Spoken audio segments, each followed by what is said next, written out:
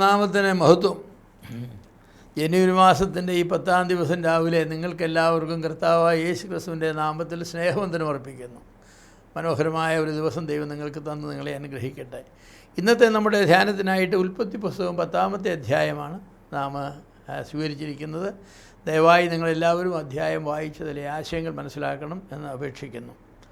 നോഹയുടെ വംശപാരമ്പര്യം പറയുന്ന ഒരധ്യായമാണിത്. മുൻപ് നാം ആദാമിൻ്റെ പാരമ്പര്യം അല്ലെങ്കിൽ മനുഷ്യവർഗത്തിൻ്റെ വംശപാരമ്പര്യം പറയുന്നൊരു അധ്യായം വായിച്ചു.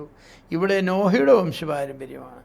നോഹയ്ക്ക് 3 പുത്രന്മാരാണ് ഉണ്ടായിരുന്നത്. നിങ്ങൾക്കറിയാമല്ലോ, ഷേം, ഹാം, ജാഫേത്ത് എന്ന 3 പുത്രന്മാർ. ഈ 3 പുത്രന്മാരിൽ നിന്നാണ് ഇന്ന് ലോകത്ത് കാണുന്നതായിരിക്കുന്ന സകല മനുഷ്യരും സകല ജാതികളും ഉളവായിട്ടുള്ളത്. അതെ, അപ്പോൾ ആ മനുഷ്യവർഗത്തിൻ്റെ വംശാവലി പറയുമ്പോൾ എടുത്തു പറയുന്ന ഒരു മനുഷ്യനുണ്ട്, കൂശ്, നിമ്രോദ്. ഇവരാണ്. കൂശ് നിമ്രോദിനെ ജനിപ്പിച്ചു എന്ന് ഈ അധ്യായത്തിൻ്റെ 8-ാമത്തെ വാക്യത്തിൽ വായിക്കുന്നു. കൂശ് എന്ന് പറയുന്നത് ഇന്നത്തെ എത്യോപ്യയാണ്. നിമ്രോദിനെക്കുറിച്ച് എടുത്തു പറയുന്നൊരു കാര്യം അവൻ നായാട്ടുവീരനായിരുന്നു എന്നാണ്. എന്ന് മാത്രമല്ല, യഹോവയുടെ മുൻപാകെ അവൻ നായാട്ടുവീരനായിരുന്നു. ഒരു വലിയ പ്രസ്താവനയാണ്, യഹോവയുടെ മുൻപാകെ നായാട്ടുവീരൻ. എന്താണ് അതിൻ്റെ അർത്ഥമെന്ന് ഞാൻ പലപ്പോഴും ചിന്തിച്ചു. ദൈവത്തിന് മുൻപാകെ നായാട്ടുവീരനാണെങ്കിൽ ദൈവത്തിന് മുൻപാകെ ആരെയാണ് അവൻ വേട്ടയാടി പിടിച്ചത്? അന്നത്തെ കാലത്ത് ഏതായാലും അവനൊരു വലിയ നായാട്ടുവീരനായിരുന്നു. ബാബേൽ സാമ്രാജ്യത്തിൻ്റെ ആരംഭം നിമ്രോദിൽ നിന്നാണ്. ബൈബിൾ പഠിക്കുമ്പോഴും ചരിത്രം പഠിക്കുമ്പോഴും അറിയാം. നിമ്രോദിനെ അക്കാലത്ത് എല്ലാവരും ശ്രദ്ധിച്ചിട്ടുണ്ടാകുമെന്നാണ് ഞാൻ വിചാരിക്കുന്നത്. ഒരുപക്ഷെ അദ്ദേഹം നായാട്ടുവീരനായിരുന്നു എന്ന് പറഞ്ഞാൽ ആനകളെയും അന്നുണ്ടായിരുന്ന മറ്റ് ജന്തുക്കളെയും ഒക്കെ അവൻ നായാട്ടി പിടിച്ച് കാണും. വളരെയധികം കടുവായും സിംഹവും പുലിയും കരടിയും എല്ലാം അവൻ്റെ നായാട്ടിലായിരുന്നിരിക്കാം. ഒരുപക്ഷെ വംശനാശം ഭവിച്ചു എന്ന് ആളുകൾ പറയുന്നതായിരിക്കുന്ന പല ജന്തുക്കളും അന്ന് ഉണ്ടായിരുന്നു എന്നാണ് വിചാരിക്കാൻ കഴിയുന്നത്. വംശനാശം സംഭവിച്ചു എന്നൊക്കെ പറയുന്ന അനേക ജന്തുക്കളും അന്നുണ്ടായിരുന്നു. ജലപ്രളയത്തിലാണ് ആ ജന്തുക്കളൊക്കെ നശിച്ചു പോയത്. എങ്കിലും സകല ജന്തുക്കളുടെയും സാമ്പിളിനെ നോഹ പെട്ടകത്തിൽ കയറ്റിയല്ലോ. അപ്പോൾ അവയിൽ ചിലതൊക്കെ ജലപ്രളയം കഴിഞ്ഞ ശേഷവും ഭൂമിയിൽ ഉണ്ടായിരിക്കുവാനുള്ള സാധ്യതയുണ്ട്. ഡൈനോസോർ മുതലായിരിക്കുന്ന ജന്തുക്കളെയൊക്കെ മനുഷ്യന് പേടിയാണ്. അതിന് മനുഷ്യനുമായിട്ട് ഏറ്റുമുട്ടാൻ പോവില്ല. ഒരുപക്ഷെ അങ്ങനെയുള്ള ജന്തുക്കളെ പോലും വേട്ടയാടി ഒതുക്കിയതായിരിക്കുന്നൊരു മനുഷ്യനാണ് ഈ നിമ്രോദ് എന്ന് പറഞ്ഞതായിരിക്കുന്ന ആൾ. അപ്പോൾ അത് നിമ്രോദ് യഹോവയുടെ മുൻപാകെ വീരനായിരുന്നു, വേട്ടയാടുന്നതിൽ വീരനായിരുന്നു എന്ന് പറയുമ്പോൾ മറ്റാരും ചെയ്യാത്തതായിരിക്കുന്ന പ്രവൃത്തികൾ വേട്ടയാടിൽ അവൻ ചെയ്തു കാണും എന്ന് ഞാൻ വിചാരിക്കുന്നു. അതുകൊണ്ട് നിമ്രോദിനെ അക്കാലത്ത് എല്ലാവരും ശ്രദ്ധിച്ചിട്ടുണ്ടാകും.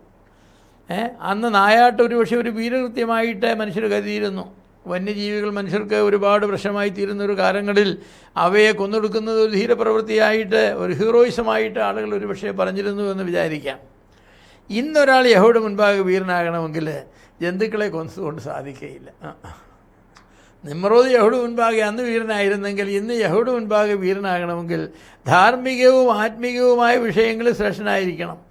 അല്പം ആലങ്കാരികമായിട്ട് പറഞ്ഞാൽ ഈ അനാത്മികയും ജഡികതയും തിന്മയും നശിപ്പിക്കുന്ന ആളുകളാണ് ദൈവത്തിന് മുൻപാകെ ഇന്ന് വീരന്മാരെന്ന് പറയുന്നവർ. ഇന്ന് ലോകത്ത് നടമാടുന്നതായിരിക്കുന്ന ഒരുപാട് തിന്മകളുണ്ട്. തിന്മകൾക്ക് ലിസ്റ്റൊക്കെ വായിക്കണേ. റോമാലേഖനം 1-ാം അധ്യായമൊക്കെ വായിച്ചാൽ മതി. അവിടെ അതിൻ്റെ ലിസ്റ്റ് വന്നിട്ടുണ്ട്. മനുഷ്യൻ്റെ തിന്മകൾ പഴയ നിയമം വായിച്ചാൽ കിട്ടും. മനുഷ്യരോട് ചെയ്യരുതെന്ന് പറഞ്ഞിട്ടുള്ള ഒത്തിരി കാര്യങ്ങളുണ്ട്. എന്തെല്ലാം പാപങ്ങളും ദുഷ്ടതയുമാണ്. ആ ദുഷ്ടതകൾക്കും പാപങ്ങൾക്കും എതിരെ നിന്നുകൊണ്ട് പോരാടി വേട്ടയാടി അതിനെയൊക്കെ കീഴടക്കുവാൻ കഴിയുന്നവരെ ദൈവം മുൻപാകെ വീരന്മാരായ ആളുകളാണ്.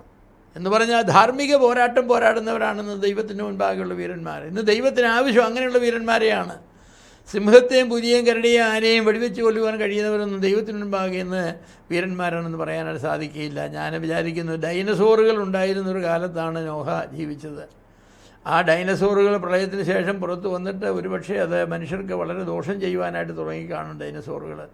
അപ്പോൾ ആ ഡൈനസോറുകളെ പിന്നെ എങ്ങനെയാണ് ചെയ്യുന്നത്? നിമ്രോദിനെ പോലെയുള്ള ആളിനെ വിളിക്കും. ഇവിടെ കൂടെ ഡൈനസോറുകൾ ഉപദ്രവം ചെയ്യുന്നു, വരിക, അവൻ വന്നതിനെയൊക്കെ ഒതുക്കിക്കാണും. അതുകൊണ്ട് അവനെ എല്ലാവരും അറിയുന്ന ഒരു നായാട്ടുകാരനായിട്ട് ഒരുപക്ഷെ അവനെ ഇരുന്നിരിക്കും.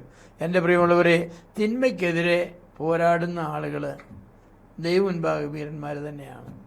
ചില ആളുകൾ ചില തിന്മയ്ക്കെതിരെ പോരാടും, പക്ഷേ അവരുടേതായിരിക്കുന്ന ചില പെറ്റ് തിന്മകളുണ്ട്. അങ്ങനെയുള്ള ചില ആളുകളുണ്ട്. അതെ. അവർ കൊലപാതകത്തിനെതിരെ ഭയങ്കരമായി പ്രതികരിക്കും, പക്ഷേ വ്യഭിചാരത്തിനെതിരെ അവർ പ്രതികരിക്കുകയില്ല. അതെ, കൈക്കൂലിക്കെതിരെ അവർ പ്രതികരിക്കുന്ന ആളുകളായിരിക്കുകയില്ല, പക്ഷേ കൊലപാതകത്തിനും വ്യഭിചാരത്തിനുമെതിരെ അവർ പ്രതികരിക്കുക. അങ്ങനെയല്ല. ഒരു മനുഷ്യൻ ധാർമ്മികനാകുന്നത് ചില കാര്യങ്ങൾ ധാർമ്മികനാകുന്നത് കൊണ്ടല്ല. ഒരു മനുഷ്യനെ ദൈവം മാനിക്കുന്നവൻ ചില കാര്യങ്ങൾ നല്ലവനാണ് എന്നുള്ളതുകൊണ്ടല്ല. പിന്നെയോ അവൻ്റെ ധാർമ്മിക അടിത്തറ, തെറ്റിനെ സഹിക്കാൻ വയ്യാതെ തെറ്റിനെ തെറ്റായി തന്നെ കണ്ടതിനെ എതിർക്കുന്ന ആളുകൾ ഇന്നും ദൈവത്തിന് മുൻപാകെ വീരന്മാരായിരിക്കുവാൻ ദൈവത്തിന് ആളുകൾ ആവശ്യമാണ്. അധാർമികതയുടെ ദുഷ്ടമൃഗങ്ങൾക്ക് മുൻപാകെ മുട്ടുമടക്കുന്നവർക്ക് ദൈവം മുൻപാകെ വീരന്മാരായിരിക്കുവാൻ കഴിയുകയില്ല. മറിച്ച് അധാർമികതയുടെ ദുഷ്ടമൃഗങ്ങൾക്ക് മുൻപാകെ നേരെ നിന്നുകൊണ്ട് ആയുധങ്ങൾ പ്രയോഗിച്ച് അവയെ കീഴടക്കുവാൻ കഴിയുന്നവർ ദൈവത്തിന് മുൻപാകെ വീരന്മാരായിരിക്കും. എന്നെ കേൾക്കുന്ന പ്രിയപ്പെട്ടവർക്ക് ദൈവം മുൻപാകെ വീരന്മാരായിരിക്കുവാൻ തക്കവണ്ണം അധാർമികതയെതിരെ നമുക്ക് പോരാടാം. ദൈവം നിങ്ങളെ അനുഗ്രഹിക്കട്ടെ.